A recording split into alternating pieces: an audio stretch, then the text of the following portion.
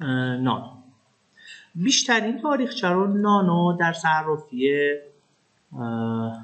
هیت BTC داشت که از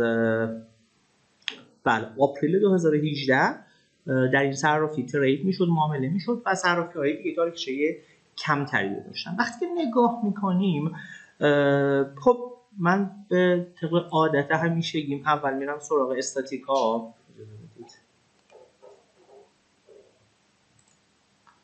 بریم سراغ استاتیکا ببینیم که استاتیکا اینجا چه کمکی به ما میکنن. اینجا یک استاتیک مهم بود، حدود 1.3 جایی بود که بارها درگیر بود و همین یکی دو هفته اخیر هم باز درگیر اینجا بود و زمانی که این خط استاتیک رو شکست پرواز بزرگش رو آغاز کرد. ببینید چه حجم بسیار بسیار خوبی هم داشته توی این هفته اخیر. دیگه از سطوح استاتیکی که بخوام اینجا ببینیم با هم دیگه، باز اینجا یک سطح استاتیک دیگه بود، هولوهوش $2. هولوهوش $2 یک سطحی بود و الان هم در رسیده به یک نقطه مهم.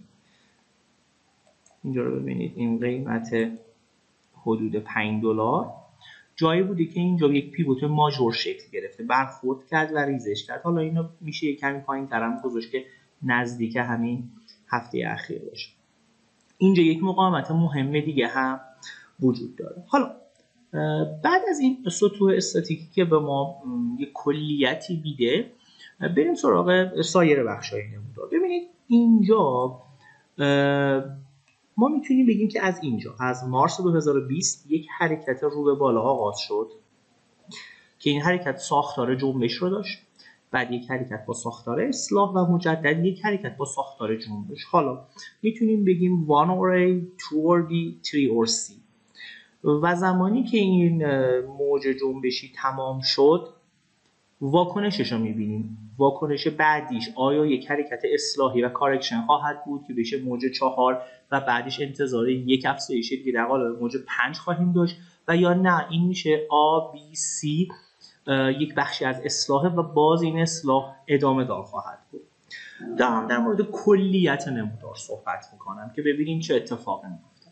حالا بهتره که بریم در مورد این موج آخر، این حرکتی که از اینجا از نوامبر شروع شده بیشتر صحبت کنیم و ببینیم که چه اتفاقی افتاده. این حرکتی که شروع شده در هفته اخیر نزدیک 260% بازدهی داشته، آیا باز هم پتانسیل رشد داره و یا نه رشدش تموم شد؟ برای این کار من برم یه تایم فریم پایین تر برم توی تایم فریم روزانه.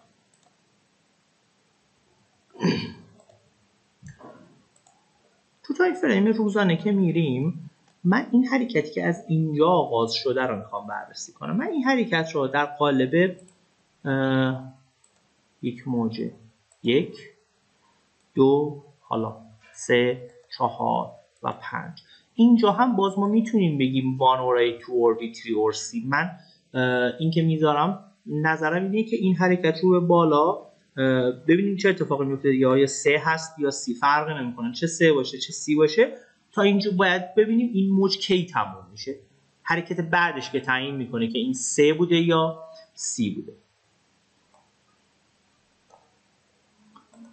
بزرگترش هم بکنم اینو.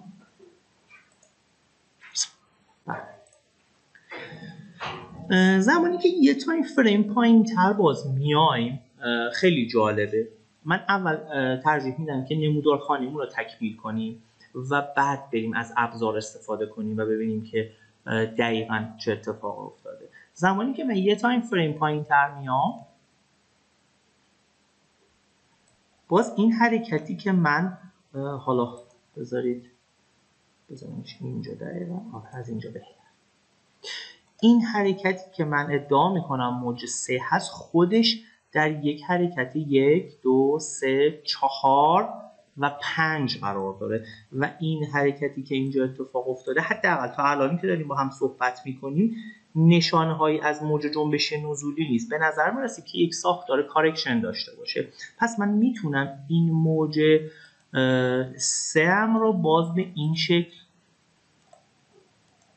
مود شماری کنم، اجازه بدید رنگش رو عوض کنم، این ساختارش هم عوض کنم.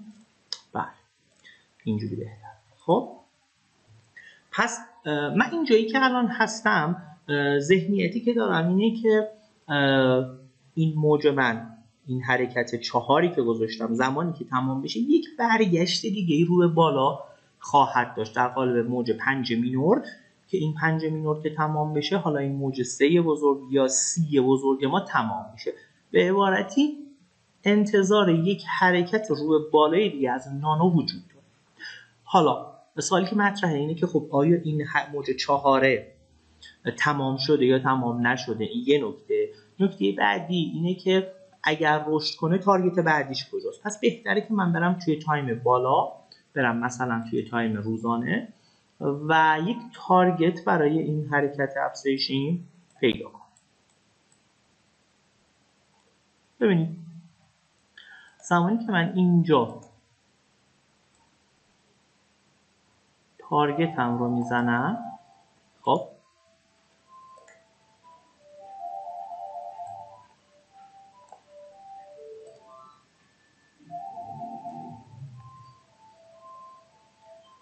این دو موج بزرگ که من تارگت بزنم اینجا یک ناحیه مقاومتی من میبینم، خب بین 5 تا 7 دلار. خب یک ناحیه مقاومتی بزرگ وجود. ببین ناحیه های مقاومتی که اینجا بوده هول و هوش 1.6 دلار رو رد کرده، ناحیه حدود 2 تا 3 دلار رو رد کرده و الان مقاومت بعدیش اینجاست که خب با توجه به اون سناریویی که عرض کردم خدمتتون که من انتظار دارم که یک موج 5 مینور دیگه داشته باشیم، دور از انتظار نیست.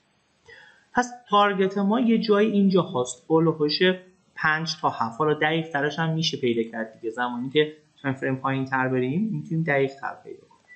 ولی سوالی که الان مطرحه اینه که این موج 4 من کی تمام میشود؟ خب این موج 4 مینور من کی تمام میشود و چه زمانی فرصت ورود به من میده برای اینکه این موج جنبش بعدی رو بگیرم؟ برای این کار از همون ابزار فیبوناچیمون استفاده میکنیم. خب من روی موج قبلش هم اگه بخوام یک پروژکشن بزنم، ببینید این ناحیه اینجا من چند تا ناحیه حمایتی دارم، یکیش نزدیکشه هول و هوش 3 دلار، یک ناحیه حمایتی دیگه این پایین تر دارم حدود 2.5 دلار و نهایتاً هم یک ناحیه حمایتی به نظرم با این پایینیه بگیریم بهتره. یک ناحیه حمایتی دیگه هم اینجا داریم که اینجا خب طبیعتاً لول 161 پروژکشن، 61 ریتریسمنت و خط استاتیک 2 دلار هست. پس نواحی بین 1.9 تا 2 دلار بگید، حالا 2 دلار، ناحیه حدود 2.5 دلار و ناحیه حدود 3 دلار. 3 تا ناحیه حمایتی وجود داره که انتظار داریم که از یکی از این نواحی حمایتی برگشت صورت بگیره و یک حرکت رو به بالا داشته باشه. طبیعتاً هر کدوم از این نواحی که بتونه حمایت کنه این ریزش را، این کوین رو حمایت کنه، حرکت بعدی که داره، ببینید از این حمایت اولی من بگیرم تا این حوالی حدود 100%، ببینید تا 6 دلار من گرفتم تا 7 دلار نگرفتم، تا 6 دلار که بگیریم حدود 100% سود به ما میده. پس نانو به نظر میرسه که همچنان پتانسیل رشد رو داره و طبیعتاً ما میدونیم یکی از اشتباهایی که خیلی از معامله‌گران انجام میدن متاسفانه اینه که خلاف روند ترید میکنن. یعنی چی؟ یعنی الان ما میدونیم که توی حالا تایم H4 که هستیم یک ترند صعودی داریم دیگه، کف، سقف، کف بالاتر، سقف بالاتر، انتظار داریم که یک کفی روی یکی از این نواحی حمایتی شکل بگیره و بعد رو به بالا رشد کنه. روند ما صعودیه. در روند صعودی فقط باید معامله خرید انجام داد، معاملات همجهت با روند. یعنی چی؟ یعنی اگر اینجا شما سیگنال ریزش رو دیدید باز معامله سل باز نکنید، خلاف روند معامله نکنید. چی کار کنیم؟ خب دو تا راهکاره. یک، میتونید برید چارت دیگر رو بررسی کنید و یا نه یه مقداری صبوری کنید، اجازه بدید این کوین اصلاحش تمام بشه، توی جنبش بعدی دوباره لانگ بگیرید، چون کلا معامله کردن در حرکت‌های اصلاحی کار درستی نیست.